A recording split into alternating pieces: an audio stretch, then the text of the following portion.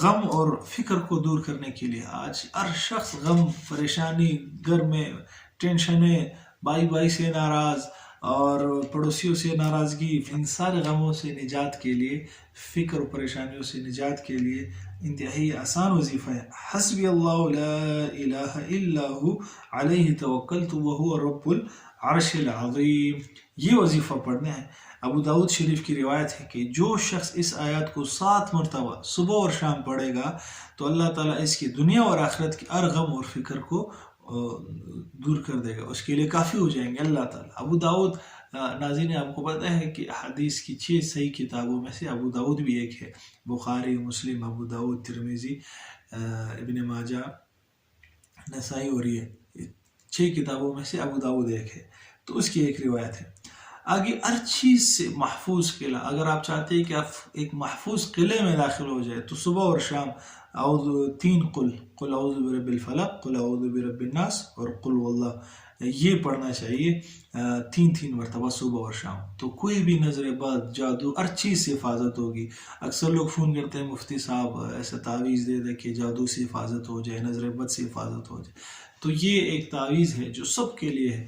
اس کی عام اجازت ہے کہ ہر شخص اس کو صبح اور شام 3 مرتبہ پڑھ لے.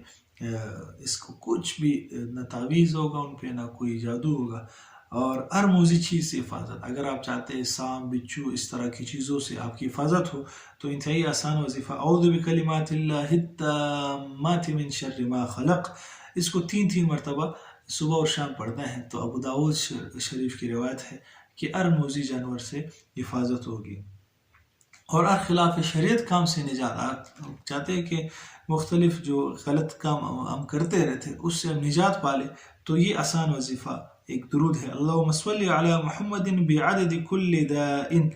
یہ جو شخص پڑھتا ہے تو اس کو ہر خلاف شریعت کام سے نجات ملتی ہے. اور ایک عزت دلانے والی قرآن کی آیات ہے، جو شخص صبح اور شام اس کو پڑھتا ہے تو اس کو دونوں جہانوں کی عزت نصیب ہوگی. وہ آیات کہ الحمدللہ الذی لم یتخذ ولدا ولم یکن له شریک فی الملک ولم یکن له ولی من الذل وکبرہ تکبیرا.